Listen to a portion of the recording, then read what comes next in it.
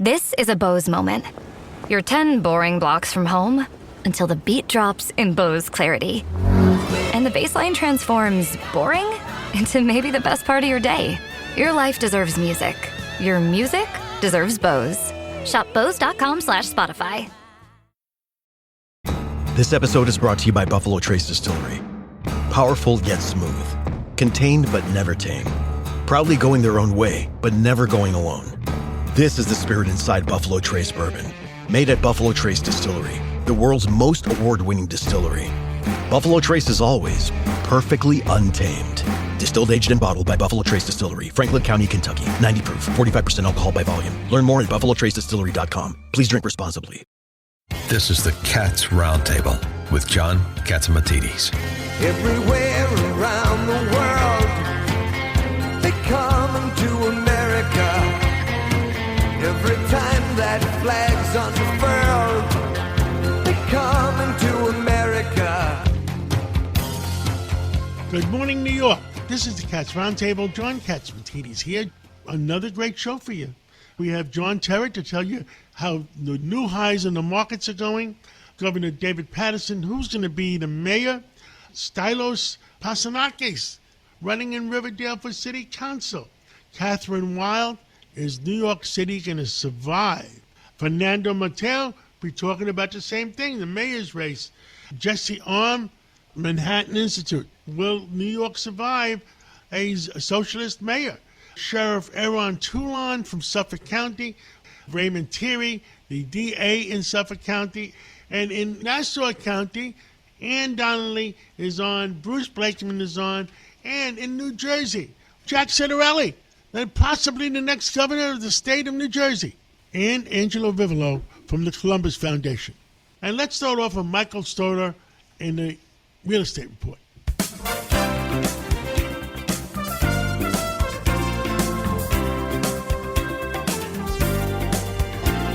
Good morning, this is Mike Stoller for the Stoller Real Estate Report. Real estate, buying real estate around the country. Why not New York City? Because it's difficult to make money in New York City on real estate. So I have an individual today who will say good and bad. He's an attorney, grew up in Florida. He's a principal and founder of Quad Property Group. Jarrell Bortnick, thanks for being here. Mike, thanks so much for having me. So tell me how you got into the real estate business quickly. I was a real estate attorney, and like some other attorneys out there, I wasn't thrilled with legal work. I was more interested in the deals than the actual papering of the deals, and wanted to switch over to the business side of it, and fortunately took the leap, and over a decade later, I'm still able to do it. So tell me about your first deals and what kind of deals you're doing today. Sure. I started out doing student housing. It was something that was all around me in college and law school. I got a job while I was an undergraduate at the University of Pennsylvania, working for Campus Apartments, now one of the biggest owner-operators of student housing, and really it opened my eyes to the business of real estate, and learned a lot from that experience and pursued that. Ultimately, after leaving real estate law, started the company about a decade ago, and shortly thereafter pivoted from doing student housing to doing conventional multifamily, just because we felt that there was more of an opportunity in that sector of multifamily. So what is the focus of the firm today? Multifamily predominantly? It was the focus for the first decade, and more recently, earlier this year, in fact, we felt that there was an opportunity to expand into industrial real estate. So we brought on someone to lead our industrial vertical earlier this year. We've done exclusively multifamily deals to date, but are working on our first industrial deal and looking forward to building out that vertical as part of our more diversified business. Now, who are you buying these properties from? Are the banks selling properties yet? It's an interesting question, and if you had asked me that question a month ago, I would say in very rare cases, very little distress was truly coming to market. We've noticed something in the last few weeks to a month or so. There's been a lot of distress in operations for a few years now. The multifamily market nationally really peaked in 2022. Let's call it mid-2022. Since then, valuations have dropped 25, 30, 35% high level. So there were very severely distressed properties, whether it was the capital stack through a combination of bridge lending or over leverage, or just on the operational level, flat to declining rents. But that distress was not coming to market. By and large, lenders have been very accommodating with borrowers for the last few years, despite deteriorating fundamentals and distressed loans. We've really seen only in the last month or so a change in the mindset. It seems that these lenders are now willing to, perhaps for the first time, admit that their loans are, in many instances, worth less than the balance of the loan, and are starting to entertain transacting at pricing that is less than the balance of the loan.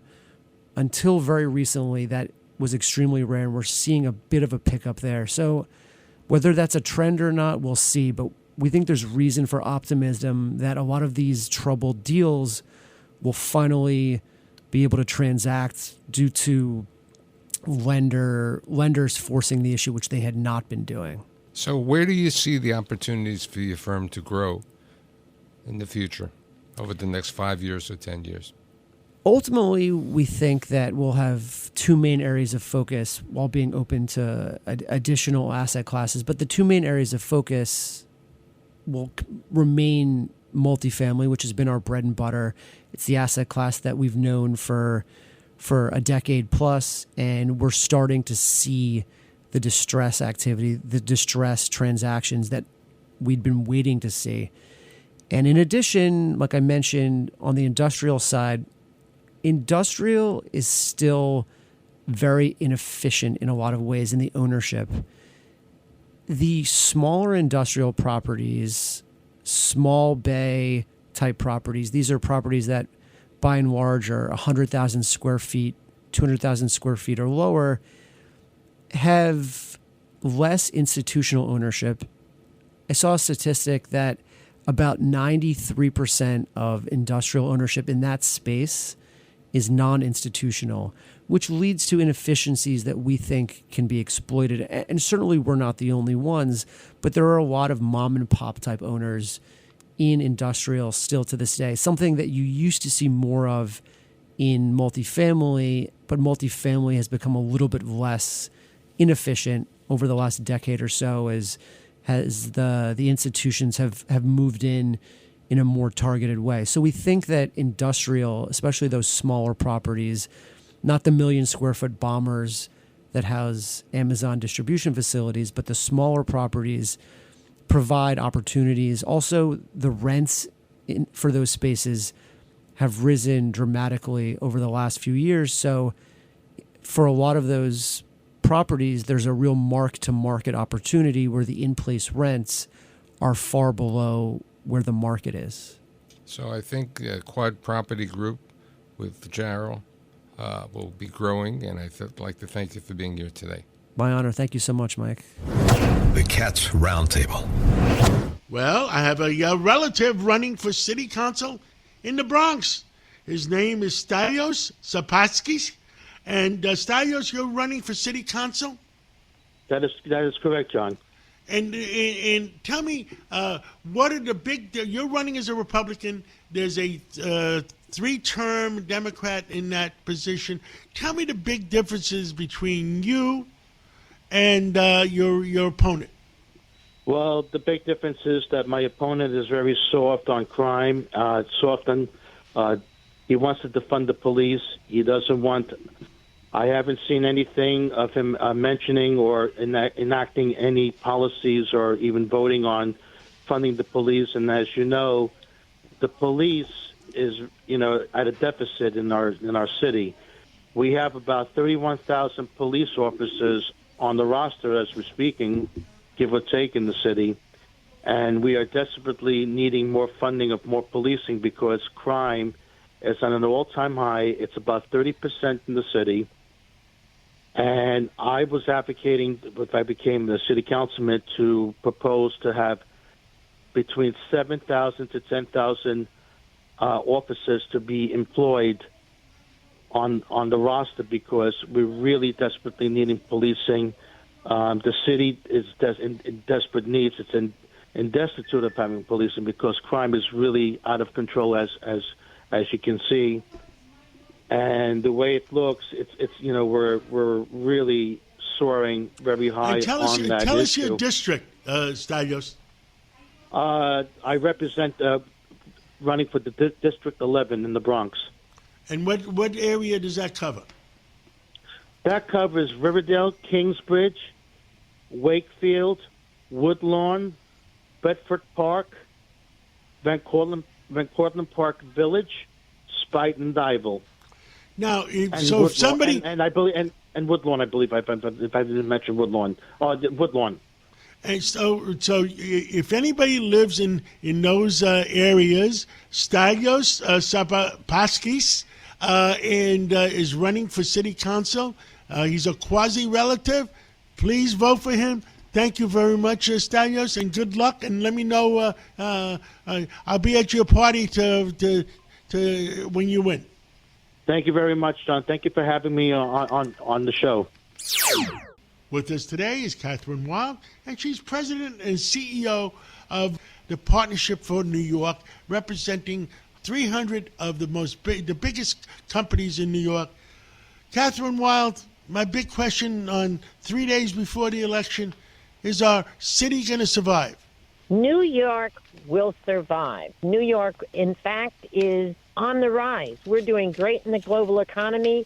We are the high-growth industry is technology right now, applied technology. Our economy is $1.1 trillion. We're in good shape from an economic standpoint. We've got a few issues when it comes to our politics, but we can get over that. Well, I mean, it seems like what people want in New York City, they don't mind paying a few dollars more, but they want a quality of life, and that's very important to New York. I went to the grand opening of J.P. Morgan building the other day at 270 Park Avenue, and all I can say is only a building that J.P. Morgan could afford.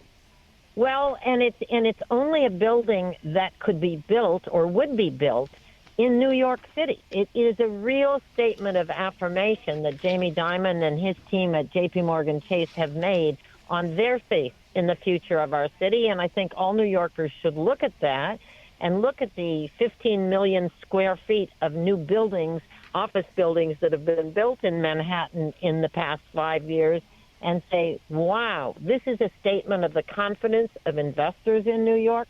So it's a very positive thing. I like to say, John, that New York is a city of leaders. The mayor is only one of those, that we don't have to agonize over any one of those leaders, because everybody across the board is in every sector is strong enough to move New York City forward. Well, I pray that your years of living here and your experience that you know what you're talking about, and I found that you have. Thank you, John. No, I really believe in this city. I believe in the diversity. People who are concerned, for example, that are worried that if we have the wrong turnout in the election, that somehow the city will go back into the fiscal crisis, bankruptcy. I think they don't realize that in the 70s, we put in place a financial control board that if the city budget goes out of whack, the governor, the state controller, all come back in with a control board that takes over the city financial situation. So that's not going to happen. We are not going backwards. New York City is going forwards, and honestly, it's because of leaders in the business community like yourself, taxpayers like yourself, member of the Partnership for New York City. It's because of your efforts that and all the combined efforts of New Yorkers that we're moving forward, never backwards. And Governor Hochul came up to me at the Al Smith dinner and says, I will never let anything bad happen to New York. Governor Hochul is absolutely our best bet in terms of making sure that nothing foolish happens in the years ahead. She's approved. She's a tough customer. She's been a great governor, and we work closely with her and think the world of her. I'm sure that she means what she says. She's a tough Buffalo lady. Catherine Wild, CEO of the New York City Partnership, thank you so much for coming on this Sunday morning. Always great to be with you, John. You are listening to the Cats Roundtable. We'll be right back. Hola, Sol de Janeiro here. This holiday season, the world is your stage with new limited edition gift sets packed with craveable body care and irresistible perfume mists that bring out the brightest version of you and everyone on your list. Our award-winning, visibly firming Brazilian Boom Boom Cream and cult favorite fragrances bring a little mist, a little mingle, and endless delight to the senses. Holiday's hottest gifts are waiting for you at soldejaneiro.com. You're basking on a beach in the Bahamas. Now you're journeying through the jade forests of Japan. Now you're there for your alma mater's epic win. And now you're awake, womp womp, which means it was all a dream. But with millions of incredible deals on Priceline, those travel dreams can be a reality. Download the Priceline app today, and you can save up to 60% off hotels and up to 50% off flights. So don't just dream about that trip. Book it with Priceline. Go to your happy price, Priceline. You don't technically need this car. You say that out loud to yourself. You say, I have no space. You say, I'm just looking. Then you click. Then you zoom in on photo number 87 and whisper, oh no. Then you text a friend, the one who always enables you. You say to yourself, this is the last one, knowing it is not. You don't need this car. But maybe, just maybe, this car needs you. Bring a trailer. It's never just a car.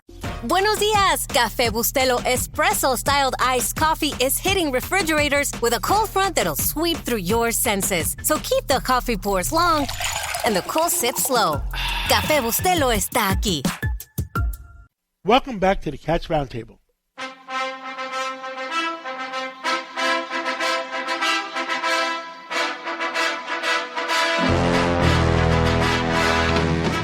With us is Governor David Paterson. Governor, you endorsed Governor Cuomo last week, even though you guys had your differences. But I figured out that having differences is minor league compared to having a socialist for a mayor. What yes, say exactly. Well, yes, you know, the former governor and the two former governors, he and myself have had some difficulties over the years.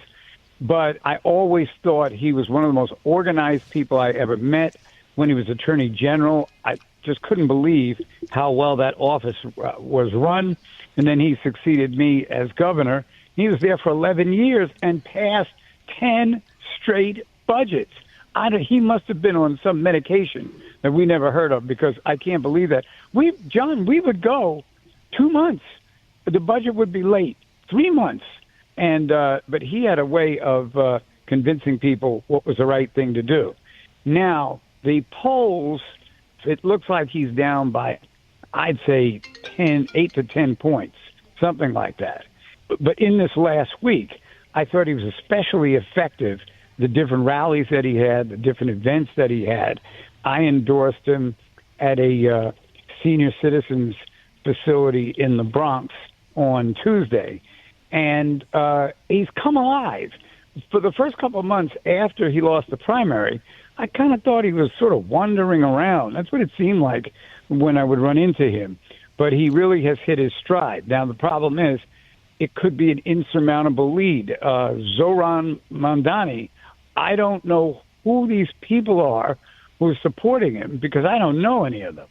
I mean, I know a few, but what I'm trying to say is that the types of things he says, and the media lets him get away with it, taking the picture with the woman that hates gays and lesbians. Then he said if he knew it was her, he wouldn't have taken the picture. Next thing you know, he takes another picture with an imam whose whole family knows Zoran, and won't answer the question when they ask him why he would take a picture with him. Years ago, there could be one little thing, and the candidate had to get out of the race.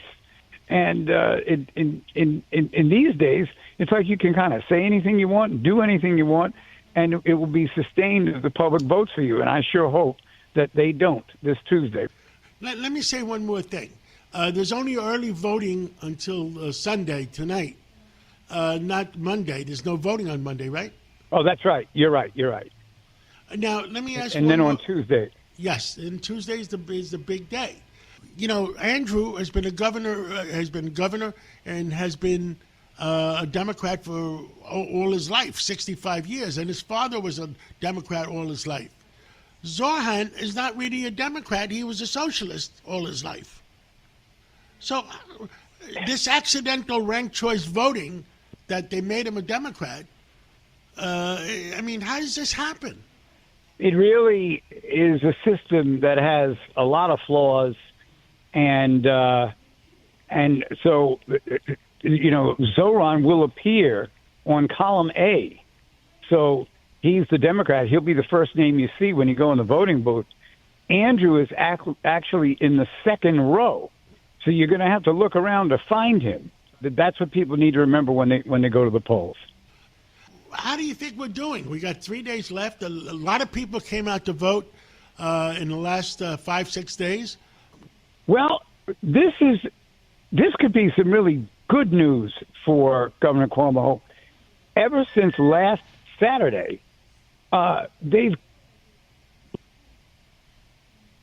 per day or a higher number than that voting, and they have kind of computed that those people who are voting are over 55 years old. Most of them are over 55 years old. 29% were people under 30. So you can see that the higher the voter turnout is, the better chance that we'll have an upset Tuesday night. Understood. I mean, we're working together on Tuesday night on the election results. Oh, absolutely. Wouldn't miss it for the world. Yeah, I know. That's going to be a real interesting night. And I think, every time I get in a cab, I see Suzanne Miller, and she says, this is the most important election in our lifetime. So everybody should follow that. We should heed that call and go and vote. Everybody should get out there and vote. And thank you so much, and I'll see you soon. Take care. The Cats Roundtable. With us today is District Attorney Ann Donnelly from Nassau County. Well, Ann Donnelly, it's 3 days to the election. How do you feel? What's going on? I feel good, John. We are, just encouraging people to get out and vote. You have to have your voice heard. That's the most important thing. If you don't make your voice heard, it's tough to complain about if it goes the wrong way. You got to get the facts out to all the people, all the voters. And the fact is that you're a much safer county than you've ever been between the work that you've been doing and the work that Bruce Blakeman has been doing.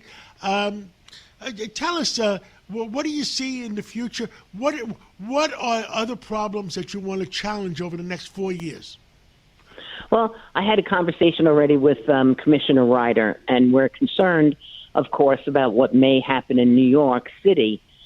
So we're talking about making plans to be ready for any spillover that might come. So that's important. That's got to be ready to go, And then I am going to continue to push on the cold cases. Solving the cold cases has been just a very rewarding part of the last 4 years. The Teresa Fusco case that we were just able to solve with DNA evidence, it touched so many people, including her father, that I want to make cold cases a priority in the office, that we keep looking at them, we keep keep diving into them. Understood. Is there fear that too many people are going to be coming over the border to escape New York if the wrong person becomes mayor? Well, there's a fear that they may be coming over to escape. There's a fear that they may be coming over to commit crimes because they think what's good on one side of the street is fine on the other side of the street. And that's not how it is here in Nassau County. You know, we're not legalizing prostitution. We're not refusing to prosecute misdemeanors. I mean, that's not going to happen. Not on my watch. Well, that's the important thing, because unless you clean up the streets and those people are still in the streets, then they're there to have more in crime. Correct. The people of Nassau County, what else do they want to see? I mean, you guys are doing a pretty good job now, but what else do they want to see? Well, they want to see safety, of course, and they want to see a continuation of some of the great seminars my office has been doing. We do senior scam seminars. We do internet control, internet safety seminars. We do drug seminars, and we get great responses to them. And people have asked, we'd like you to come back, or we'd like you to come to this school. And that's something that's important, that my ADAs go out and give these lectures and give people the information to help keep themselves safe. Because that's what it's all about at the end of the day. We want to keep Nassau the safest county in the United States. Ann Donnelly, thank you, and God bless you, God bless America, and let's hope common sense prevails in our country. Thank you, John. And with us this morning is Bruce Blakeman, and he is the Nassau County executive. How come your county is so safe and the other ones are not? The answer is, when I came into office 4 years ago, I said that Nassau County would not become a sanctuary county. I've hired over 600 additional law enforcement personnel, 400 police officers, 200 correction officers, and I entered into the first comprehensive agreement with ICE, so we are removing criminals from our county at a very, very fast pace. As a matter of fact, John, last month, with cooperation between ICE and the Nassau County Police Department, we arrested 47 illegal migrants with criminal records, 28 of whom were involved in gang-related activities, selling drugs to our kids, robbing people, attempted murder, carjackings. With the help of ICE and our great police department, they are now either incarcerated or deported. And if there's the right leadership in any county, they can be safe too. Is that what it comes down to? Well, I think it does come down to that, because if you look at our leadership in Albany with Governor Hochul, who is a big supporter of cashless bail, she's made us a sanctuary state. Over $4 billion have been spent on illegal migrants that could have been used for police officers, for infrastructure, for hospitals, and especially schools. And she's spending that money, taxpayer dollars, on people who have been here for 15 minutes. It's just bizarre. Is Nassau County prepared to get more people moving in from Brooklyn and Queens to move over to Nassau County? Because if we get the wrong mayor in New York. We are getting people moving in here from all the boroughs, and we're getting businesses moving here to Nassau County because they know that we are a law and order county, that we have beautiful parks, our restaurants, our shopping is as good as New York City, and it's safe. And we get along well here in Nassau County. Even when we disagree with each other, we do so in a respectful way. So it's a great place to raise your kids. Our schools are top-notch. Our housing prices are going through the roof right now, so if you're going to buy, you better buy now, because they're going to continue to increase because people want to live here. Well, you know, and that's important because I think Jack Citarelli, if he wins in New Jersey, he's telling people to move to Jersey. Yeah, well, Jack and I can split it up. I'm rooting for Jack. I think Jack is going to win, and I think he's going to be a very, very outstanding governor. Anything else you want to tell the people of Nassau County? If you like the fact we haven't raised taxes in the last 4 years, not even a penny, I even canceled a $150 million tax increase in my predecessor. If you like being the safest county in America, if you like the fact that Niche Magazine said we're the most desirable place to live, if you like the fact that a Democrat state controller said our finances were excellent, then please vote for me, Bruce Blakeman, and the whole Republican ticket, including Ann Donnelly for district attorney on Election Day. Bruce Blakeman, good luck, and let's catch up again real soon. Thanks so much, John. Appreciate it. Thank you for listening to the Cats Roundtable. We'll be right back right after this break. How do I do it all during the holidays? 4 words. Shipt Same Day Delivery. With Shipt, I can order groceries from Albertsons, decor from Michael's, even gifts for my furry friend from PetSmart. Plus, my personal shopper brings everything I need that same day. That makes it a breeze to decorate, get my shopping done, and make time for all the holiday parties. Do it all this holiday season with Shipt. Download the app or visit shipt.com. That's SHIPT.com. Blue sky. Some people think nature is like this, but actually, it's like this.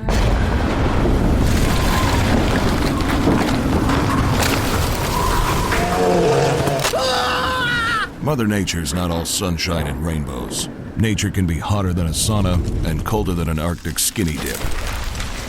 That's why Columbia engineers everything we make for anything nature can throw at you. Columbia, engineered for whatever. I'm 32, juggling family, working full-time, and earning a bachelor's degree. At University of Phoenix, I earn career-relevant skills with every 5-week course. Skills I can use now, not just after graduation. Earn skills in weeks, not years. Visit phoenix.edu. You know how to make a great meal. And when it comes to the mess, Palmolive knows how to handle it. Palmolive Ultra removes up to 2.5 times the grease versus Dawn Non-Concentrated. Palmolive's most powerful formula instantly cuts grease, leaving you with sparkling clean dishes. Palmolive Ultra. Click or tap the banner to shop now or visit palmolive.com. Welcome back to the Cats Roundtable.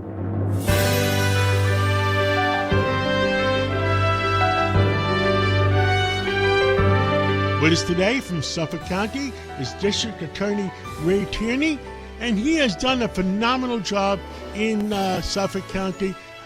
D.A. Tierney, tell us, congratulations, first of all, on getting the WABC editorial board endorsement, and tell us what else is going on in Suffolk County.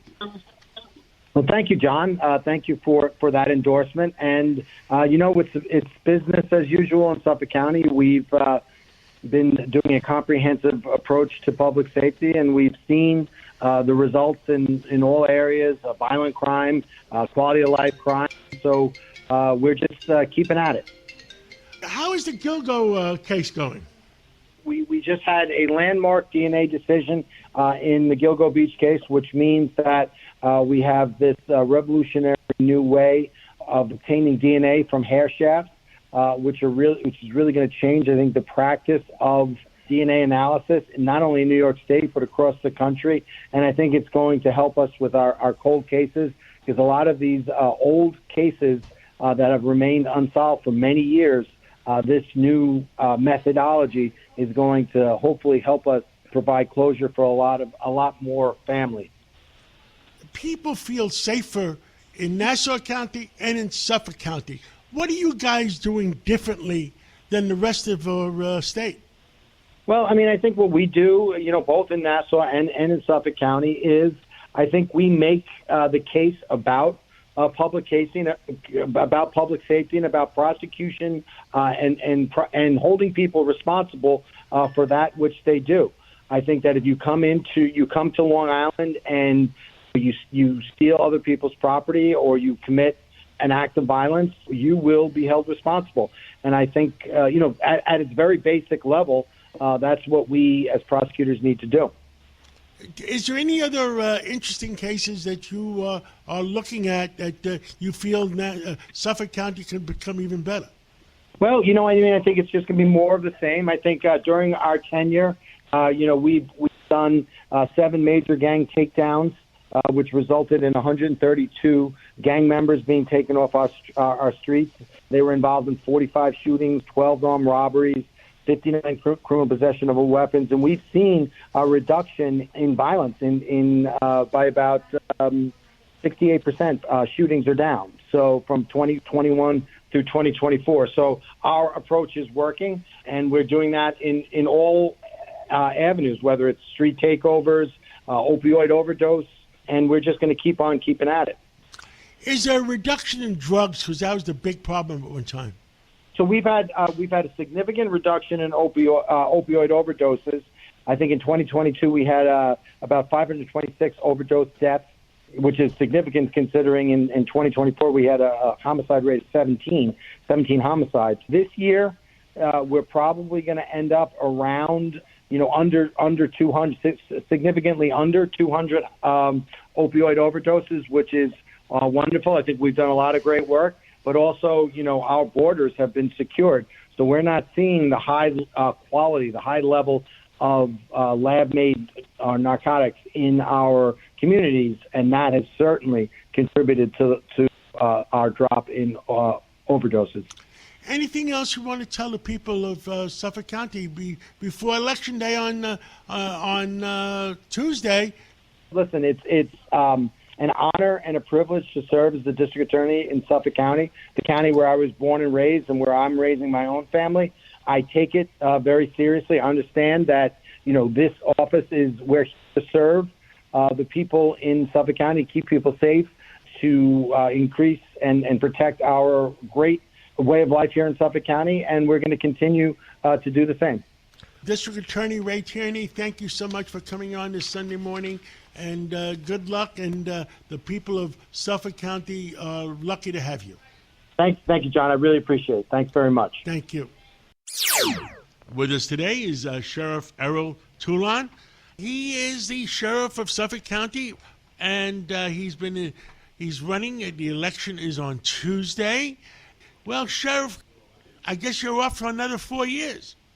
Well, I feel very fortunate, and first of all, thank you for having me on, sir. Very fortunate to be in this position, and I credit not only the hard work that I've tried to do in the last 4 years, or really 8 years that I've been the sheriff, but more the staff that I have in the sheriff's office that really does a fantastic job engaging with our community and also ensuring public safety. I understand. In Suffolk County, you guys are doing a tremendous job. A lot of people don't realize how it's organized between the sheriff's department and your responsibilities, and the various town and county police departments. Yes, the Suffolk County Police Department oversees the 5 western towns of Suffolk County, and they're also a 911 responding agency. The Suffolk County Sheriff, and we're the oldest, we were created in 1683. I oversee the 2 facilities in Riverhead and Yaphank with about 900 correction officers, and then about 300 deputy sheriffs who are actually sworn police officers. They go through the same academy as regular police officers, but engaging in warrants. We have a warrants division, domestic violence. They transport individuals back and forth from jail to court. We have a Marine Bureau. They also, we have a DWI enforcement team. And we are that legal arm of the court enforcing ERPOs, which are the red flag laws, and also evictions. And you have the Democratic Party nomination, and you have the Conservative Party nomination, and the Republicans chose not to run anybody against you because they respect you a lot. And, I really appreciate the vote of confidence by all Suffolk County residents, including all of the political leaders. So, I'm hoping to embark on another 4 years of doing great work that makes everybody proud of the Suffolk County Sheriff's Office. Now, is there anything else you need in Suffolk County that you haven't been getting cooperation from the state or the county or anything like that? Well, what else to make it a more perfect union?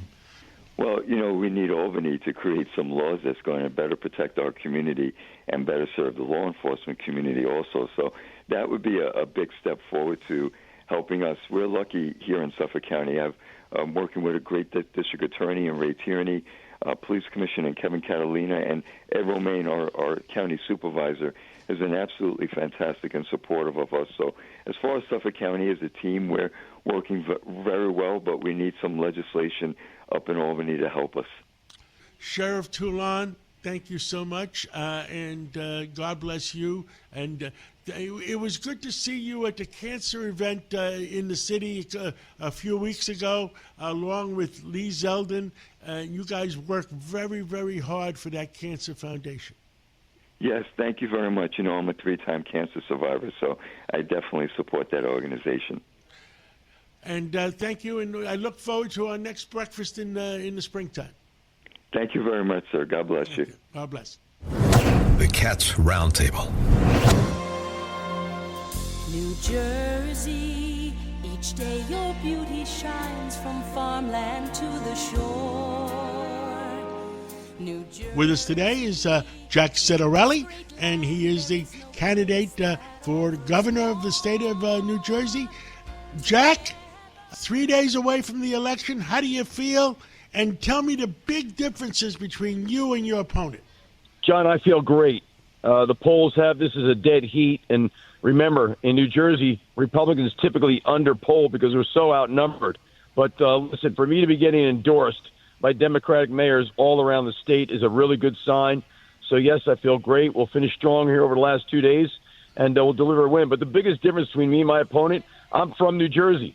3 generations of Citarellis have all owned our own businesses and created jobs right here in New Jersey. I've also had the privilege of serving at every level of government inside New Jersey, municipal, county, and state legislature, term limiting myself each time. I didn't even take the salary or the benefits at the municipal and county level and no benefits at the state level. But the point I'm trying to make, John, is I know what's going on. It's pretty clear my opponent does not. There's energy problems in New Jersey. There's education problems in New Jersey. Where do you want to begin? Well, John, we're right. We do have an affordability crisis because of taxes and now electricity rates, child care expenses, insurances, housing. All of it's been a complete failure of the current administration. We have a public safety crisis because we handcuffed our cops. We have a public education crisis because we watered down the public school curriculum. And the housing crisis in our suburban communities is leading to overdevelopment. So these are all the things that I've put very specific policy proposals out on how to fix. My opponent hasn't put forth a single specific policy proposal. She's the most ill-prepared and unqualified candidate ever to run for governor, John. I've heard a lot of complaints about education. There are. I mean, the Murphys have done a whole lot of things to the public school curriculum that have watered it down. So under Governor Citarelli, we're getting back to the basics.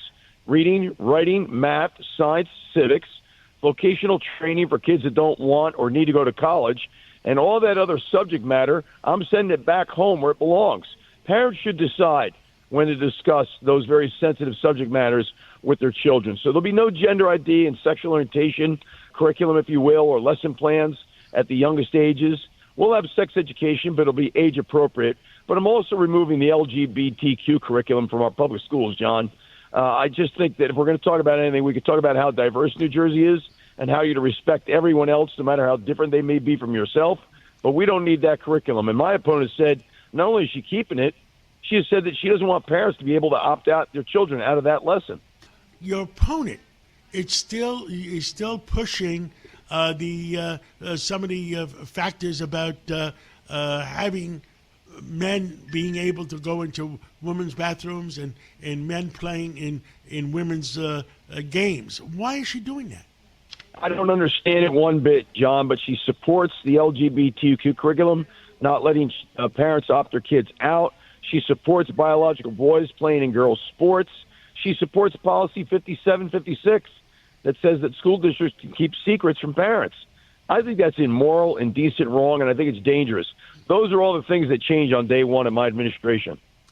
Anything else you want to tell the people in New Jersey 2 days before the election? Well, John, here it is. The Democrats have controlled the legislature for 25 years. They've had the governorship for the past 8 years. If you're unhappy the way things are in New Jersey, and there's a lot to be unhappy about, then make a change. Get out there and vote. If you want change, you got to make a change. My candidacy presents an opportunity for us to hit the reset button here in New Jersey. So we're going to continue to campaign over these last 48 hours. Come Tuesday, we'll count the votes. Well, Jack Citarelli, candidate for governor in New Jersey, thank you so much for coming on this Sunday morning. Well, John, if Mondami wins, we're going to welcome you in New Jersey. I might be seeing you in Jersey soon. Take care. Thank you for listening to the Cats Roundtable. We'll be right back right after this break. Greetings from my bath, festive friends. The holidays are overwhelming, but I'm tackling this season with PayPal and making the most of my money. Getting 5% cash back when I pay in 4. No fees, no interest. I used it to get this portable spa with jets. Now the bubbles can cling to my sculpted but pruny body. Make the most of your money this holiday with PayPal. Save the offer in the app. Ends 12/31. See paypal.com/promo terms. Points can be redeemed for cash and more. Pay in full subject to terms and approval. PayPal Inc. and MLS 910457. Tires matter. They're the only part of your vehicle that touches the road. Tread confidently with new tires from Tire Rack. Whether you're looking for expert recommendations or know exactly what you want, Tire Rack makes it easy. Fast, free shipping, free road hazard protection, convenient installation options, and the best selection of Firestone tires. Go to TireRack.com to see their Firestone test results, tire ratings, and reviews, and be sure to check out all the special offers. TireRack.com, the way tire buying should be. This episode is brought to you by Marqeta. When it comes to your payments provider, you can't afford to compromise. Marqeta's modern payment solutions flex with your business without the trade-offs. Stable and agile, secure and innovative, scalable and configurable.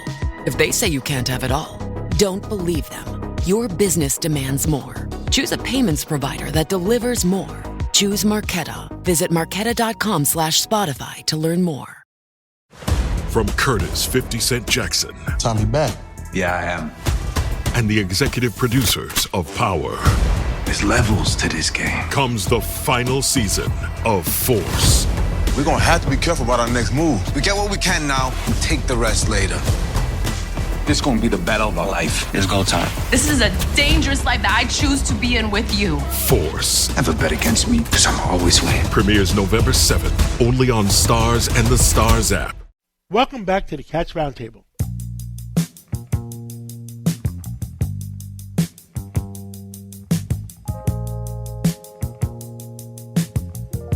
With us today is Jesse Arm, and Jesse is the Executive Director of External Affairs and Chief of Staff at the Manhattan Institute. Well, Jesse, it's 3 days to the election. Is New York going to survive? I think New York's going to survive no matter what, but that's because I'm a glass half full guy, John. I'm always an optimist. So whatever happens on Tuesday, you and I will be here talking about it by Wednesday. Does that sound right? That sounds good. Look, the polls suggest to us that Zohran Mamdani, an avowed socialist, someone who wants to take the direction of the Democratic Party in a harder-edged way against capitalism, for aggressive depolicing, extending greater sympathies to political Islamists, is poised to win on Tuesday. He is ahead in every poll, including our Manhattan Institute poll. And yeah, the city is going to need to brace for what that means. That's not to say that there aren't some signs of positivity here. The early turnout numbers with respect to who is voting early suggest to us that there is more action and excitement in parts of the city that are more Cuomo or Sliwa or really just anti-Mamdani territory, places live where more working class people live who are not the Mamdani base, and where wealthier people live who are also not the Mamdani base. So we'll see. I've heard that they're coming out in droves in Jewish neighborhoods, Italian neighborhoods. So you never know what's going to happen no matter what the polls are. Absolutely. And in some of these ethnic enclaves, this myth has kind of taken shape that Mamdani is actually doing well with the Jewish vote. There's been a lot of polling that's just come out in the last couple of days that's poured cold water all over that. For Jews in New York City, for Italians in New York City, for ethnics in New York City who care about public safety, who care about safe streets, who care about avoiding crime and disorder, and who want this place to be, are proud of America and are proud of the West. There's very little evidence that voters who prioritize those things are flocking to Mamdani. It is a different constituency of New Yorkers that like Mamdani. It is the downwardly mobile elites. By that I mean people who may be making very good salaries, but who are unmarried, are single, are living in their apartments, probably still with roommates. These are the people whose Mamdani has really captured the heart of. But New York is not the same place that it was 10, 20, 30, or 50 years ago. A lot of these outer borough working class voters, your listeners, John, have left. There are fewer of them than there used to be. And we're learning something about our city, which is that Mamdani mayoralty is now thinkable. Let's make sure all our friends vote, and let's catch up again real soon. Absolutely. Thank you so much for having me, John, and make sure to vote on Election Day. It's a big one. God bless America. Thank you so much. Thanks. With us is Fernando Mateo. He's a businessman, and he was in charge of the United Bodegas of America. Well, Fernando, tell us about your worries about New York. I think we should all be worried about New York right now, about the policies, that Zoran Mamdani really has, and how it could affect our community. Our communities are low-income communities in most cases, and we rely very much on public safety. So we rely on our NYPD. We rely on their protection. We rely on them being there when we need them there.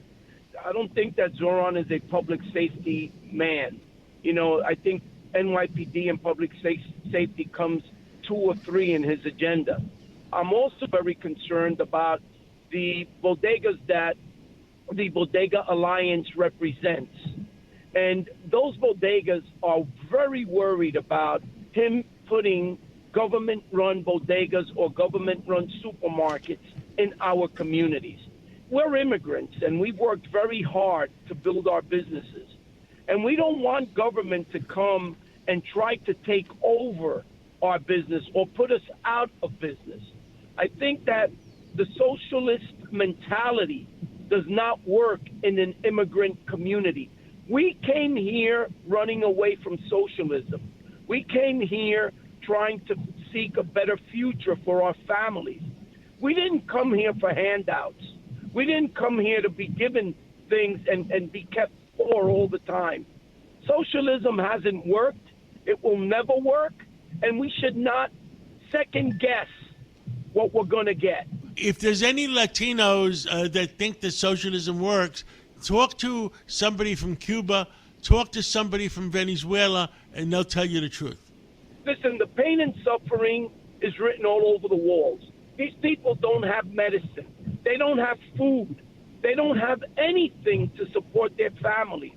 How is that going to work in New York City? This is the capital of the world. It's a city that booms all the time. And if you look at all of the small businesses, John, the small businesses in this city are all owned by immigrants. So who is going to get hurt?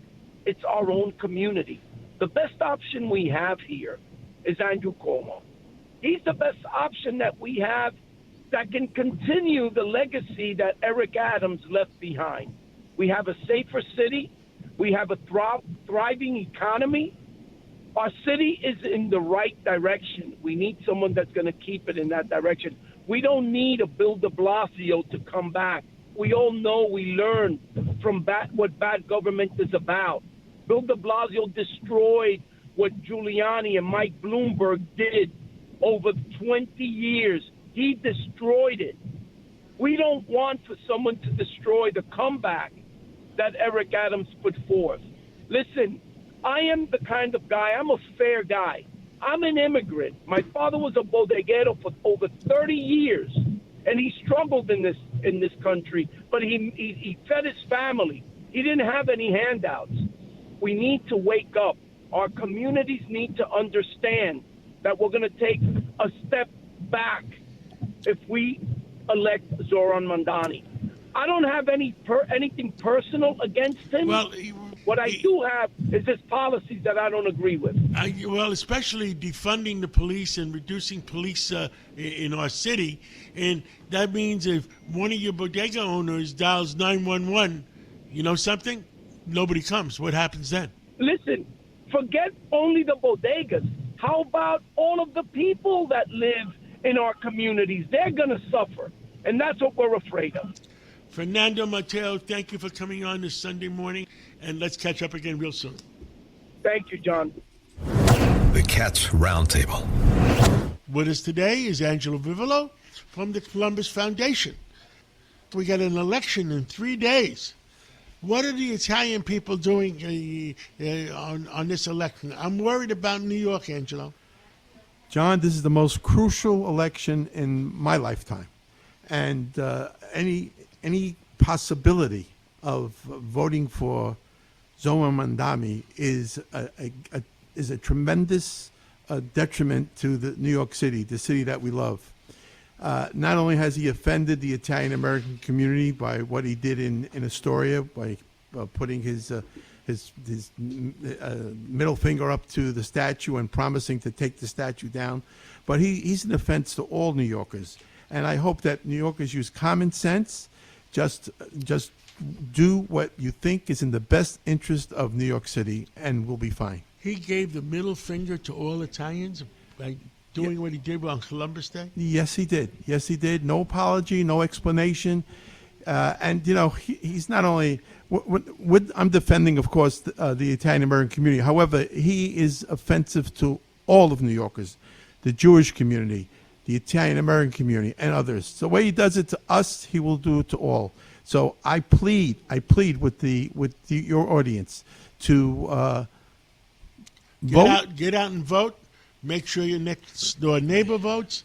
Make sure your relatives vote, because this is the most important election. And I must say that I am supporting Andrew Cuomo to be the next mayor of New York City.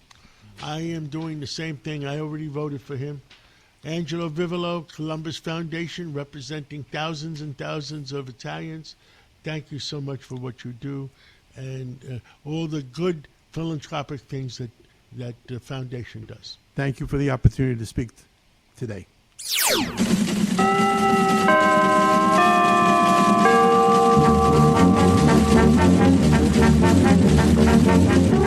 With us today is John Terrett. It seems like the markets are going up and new highs forever, and except when Chairman Powell has tried to cool the markets. Well, John Terrett, what do you think? Well, of course, Chairman Powell was speaking after the Federal Reserve cut interest rates again by 25 basis points. But then the crucial thing is that when he gives a speech and then answers questions from journalists, what he says matters more than what the Fed might have just done. And Chairman Powell, I think, was sticking it to President Trump, really, saying that it's not a foregone conclusion that there will be another cut in December. And the reason I say that, of course, is because when Chairman Powell is gone, he'll be gone by, I think it's March or April of next year, there will be more interest rates to follow because of the person that will likely replace him. Now, elsewhere, President Trump and President Xi were in the news this week. We're in South Korea, of course, meeting face-to-face, and their meeting turned out to be a truce for 1 year, not a breakthrough. China will buy more soybeans from the U.S. China will not withhold rare earth materials. That's very important. And in return, the U.S. will not impose 100% tariffs on Chinese goods coming here, at least for the time being. Both men were able to walk away claiming victory, and I hear President Trump is going to Beijing in April, but that is a long way off. We had 5 of the magnificent 7 big tech names giving us their earnings this week, and they're all in on AI. Here are the headlines. Apple, revenue light, but it did top $100 billion. Those sales of the iPhone in China were weak. Amazon, record levels at the end of the week on the stock market because AWS, its cloud business, turned in its best quarter in 3 years, although that won't help the 14,000 job cuts that were announced at Amazon last week as well. Microsoft, its Azure cloud business, doing very well. Alphabet, double-digit quarterly growth, according to the boss. But Meta Platforms, poor old Mark Zuckerberg, a $16 billion tax hit on the company. He's borrowing to fund his AI development, and he turned in a weak forecast as well. And as a result, Meta Platform shares lost about $200 billion last week in market cap. The one company that didn't give its earnings was still in the news. That's NVIDIA. It became the first ever $5 trillion corporation. It did it in 4 months. 4 months to go from $4 trillion to $5 trillion, and it made Jensen Huang, the boss, the 9th richest man in the world. And of course, the success is all based on getting those Blackwell chips, the new ones they have, into China. And, John, the week ahead. Well, on Tuesday, the very big story in New York, the mayoral election that we've all been talking about. We'll hear from Harley, from Uber, and from McDonald's. And hopefully next Friday we get the jobs report for October. But, of course, we may not if the government shutdown persists. John. Well, thank you so much, John Terrett. Thank you, John. The Cats Roundtable. If you ever miss a segment or want to hear it again, go to WABCRadio.com, go to podcasts, go to minicast, and play back your favorite segment.